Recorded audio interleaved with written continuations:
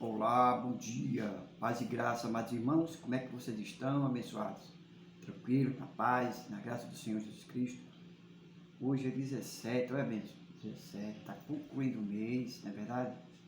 O mês, praticamente estamos na metade, mais da metade do mês, né? Mas nessa manhã eu quero desejar a você um bom dia, tá? Uma boa quarta-feira, que o Espírito Santo de Deus esteja no controle de todas as coisas e que você receba a paz e a graça de Deus nesse dia, tá bom? Bem, eu quero trazer hoje uma palavra de reflexão para mim e para você, tá certo? E se encontra no livro de Marcos. Vai ser um texto bastante conhecido, tá certo? Algo bem, vamos dizer assim, bem fácil de entender, mas são detalhes que nos chamam a atenção, tá certo? Para esse texto. Talvez você também não tenha, vamos dizer assim, prestado atenção nesse texto que nós estaremos vendo, em detalhes. A Bíblia é feita de detalhes. Então você vai abrir sua Bíblia aí no livro de Marcos, pega sua Bíblia aí, de Marcos, capítulo 8, versículo de 1 a 9, tá certo? Marcos, capítulo 8, versículo de 1 a 9. Preste atenção nesse texto, acompanhe comigo, tá? Esse texto aí. Diz assim: naqueles dias, havia uma grande multidão, e não tendo o que comer, Jesus chamou assim a seu discípulo e disse-lhe: Tenho compaixão da multidão, Jesus disse, porque há 3 dias que estão comigo e não têm o que comer. E se os deixar ir em jejum para suas casas, desfalecerão no caminho, porque alguns deles vieram de longe. E os seus discípulos responderam-lhe: De onde poderá alguém satisfazê-lo de pão aqui no deserto? E perguntou-lhe: Quantos pães tendes? Disse-lhe: 7. Ou seja, disseram-lhe: 7. Ordenou a multidão que se assentasse no chão, tomando os 7 pães, tendo dado graça, partiu e deu aos seus discípulos, para que o pusessem diante dele. E puseram-se diante da multidão. Vamos dizer assim, tinha alguns peixinhos, e tendo dado graça, ordenou que também lhes pusesse diante. E comeram e saciaram-se dos pedaços que sobejaram. Levantaram-se 7 cestos, e os que comeram eram quase 4.000. E o despediu. Palavra abençoada, né, irmãos? Então, irmão, este milagre é um milagre diferente, um milagre totalmente diferente do que aquele escrito no capítulo 6, quando Jesus alimentou mais de 5.000 pessoas. Naquela ocasião, a maioria das pessoas alimentadas era judia. Naquela ocasião. Desta vez era diferente. Jesus ensinava uma multidão de quê? De gentios. Aqueles que não eram israelitas. Né? Onde estava acontecendo esse fato? Na região de Decápolis. Então, no primeiro milagre, Jesus estava pregando palavras aos judeus, aqueles a quem ele havia vindo pregar. Não é verdade? Que Jesus diz assim: eu vim para os judeus e eles não me aceitaram. Primeiro ele pregou a palavra para os judeus, ele veio para os seus, mas os seus não o receberam. Né? Depois aos gentios, mas todos aqueles que receberam têm o poder de serem feitos filhos de Deus. Para que todo milagre aconteça, é necessário um elemento fundamental. Na primeira multiplicação dos pães, era de um jovem. Está lembrado disso? Os discípulos apanharam e deram ao Senhor tudo que o jovem tinha. Tudo que o jovem tinha. Note uma coisa, o milagre era de outras pessoas. É muito mais fácil você investir, né, no caso, o que é de outro, do que seu. Na verdade, caso desse errado, o prejuízo era de quem? era do outro, não era seu. O milagre da multiplicação de 7 pães tem lições importantíssimas que você precisa entender, muito importante. Para nossas vidas, irmãos, muitos deixam passar despercebido, né, o que Deus quer nos ensinar nesse texto, nesta palavra. Tá certo? Os discípulos, irmão, preste atenção, os discípulos se encontravam em uma situação nova. Primeiro, Jesus havia pregado a palavra para os judeus e eles não haviam o que? Aceitado. Então, passaram a pregar em aonde? Em Decápolis, lugar de quê? De quem? Dos gentios, ou seja, o povo que não conheciam a Deus. Lá era necessário muito mais do que fé, do que a fé. Era necessário o quê? Coragem. Precisava coragem para pregar ali. Ter fé, irmão, em um lugar onde não merece, ou não oferece, ou não se tem risco, ou perigo de uma coisa fácil. É uma coisa fácil. Você pregar dentro da igreja, irmão, que as pessoas conhecem, é fácil. Quero ver você pregar lá fora.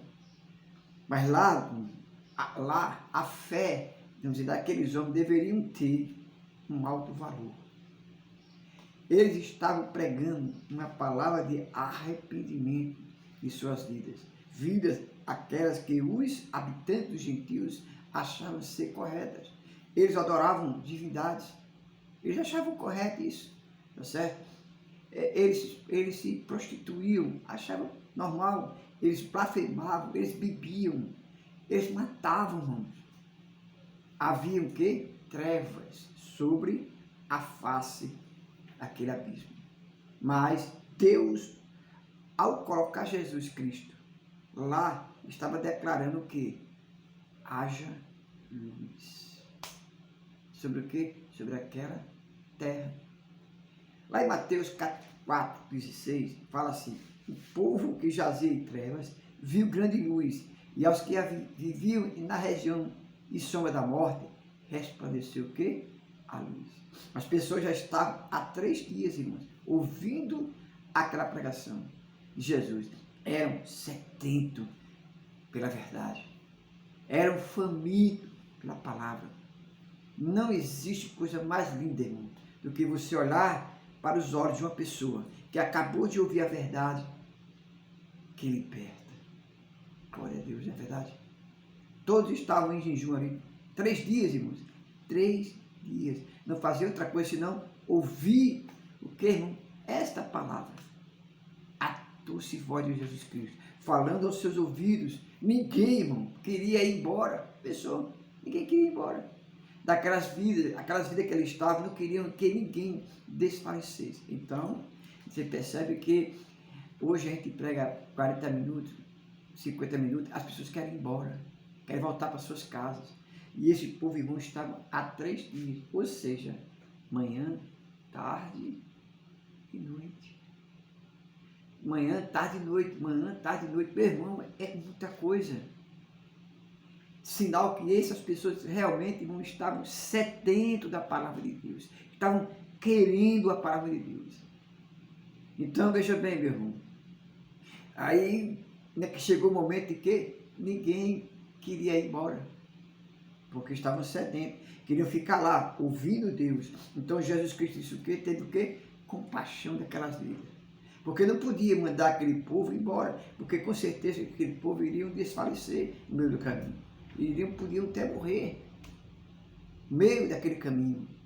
Imediatamente, irmãos, os discípulos lembraram do milagre que havia acontecido há 1 ano atrás, quando ele multiplicou 5 pães no meio dos judeus. Prontamente responderam: temos 7 pães, Senhor. Preste atenção. Eles se lembraram. Então, quando eles se lembraram, eles começaram o quê? A alimentar. Jesus fez um milagre. E os homens começaram a se alimentar. E fez o quê, irmão? Os 12 cestos que sobraram ficaram para alimentos dos quê? Dos discípulos. Era uma recompensa de Deus que tinha recompensado grandemente por causa de quê? Da sua fé. o oitavo pão, podemos dizer assim. Porém, nesta multiplicação havia menos pessoas, apenas 4.000. Os discípulos, irmão, não entregaram tudo o que possuía. Eles esconderam o oitavo pão. Você vê, né, como é as coisas, né? Agora, irmão, o milagre seria realizado no meio de pessoas sem fé e provavelmente mais difícil. Agora, os pães eram dos discípulos e não de outras pessoas. Precisavam crer no que pregavam e viver o que aprendiam. Os discípulos possuíam 8 pães, mas entregaram a Jesus apenas 7. Cristo multiplicou mesmo assim e alimentou todas as pessoas. E está aqui no texto, foi realmente uma grande obra. E como recompensa, receberam 7 cestos cheios de pães. Mas o Senhor os queria abençoar ainda mais, muito mais. Preste atenção, irmão, lá em Marcos 8, que nós estamos vendo, de 14 a 21. Vamos pegar aqui o texto 8, Marcos 14 a 21. 14 a 21 diz assim: e eles se esqueceram de levar pão, e no barco não tinha consigo senão um pão. E ordenou-lhe, dizendo: guardai-vos o fermento dos fariseus e o fermento de Herodes. Razoavam entre si, dizendo: por que não temos pão? E Jesus, conhecendo isso, disse: para que arrazoais que não tendes pão? Não considerasse nem compreendesse ainda? Tendes ainda o vosso coração endurecido? Olha só, que palavra, né? Que palavra é essa? O que Cristo quis dizer foi exatamente o seguinte: meus filhos, não sejam contaminados, mas com a mesquinhez que o mundo me ensina. Não mintam. Se vocês têm 8 pães e eu vos peço tudo que você tem, entregue. Entregue. Eu vou lhe recompensar e retribuir o que vocês fizeram. Lembram? Quando partisse pães para alimentar o que? 5.000. Quantos cestos você receberam de recompensa por isso? 12 cestos. Mas agora, o que vocês não entregam tudo que tinham? Quantos pães me deram para alimentar apenas 4.000 pessoas? 7 pães. Não foi verdade? E quantos cestos vocês receberam? Apenas 7 cestos. Também haviam de receber o quê? 20 cestos cheios de pães, se tivesse me dado todos os outros pães. Isso é que coisa tremenda, né, irmãos? Então, por que não confiarem? Por que não confiarem plenamente em Cristo? Porque realmente apenas a metade da bênção ele recebeu. O oitavo pão é o voto de fé. O oitavo pão é aquilo que falta para a sua vitória. O oitavo pão é o passo à frente do seu ministério. O oitavo pão é a sua atitude correta diante de Deus. O oitavo pão é fazer o sacrifício de fé. O oitavo pão é confiar plenamente no Senhor. O oitavo pão é confiar mesmo, tá? Sabe? O oitavo pão é crer que Ele multiplicará na sua vida. O oitavo pão é ter certeza do que o Senhor dará o dobro. O oitavo pão só traz quem é discípulo verdadeiro de Cristo. O oitavo pão só dá quem quer receber mais de Deus. O oitavo pão só dá quem não esperava dos homens, mas esperava do Senhor. O oitavo pão é a chave da sua vitória. Amém?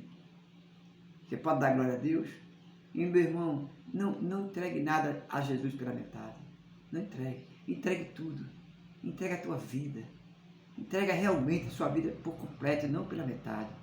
Porque se você entregar pela metade, você vai receber pela metade. E Deus quer te abençoar. E Deus abençoe você nessa manhã. Traga paz no seu coração.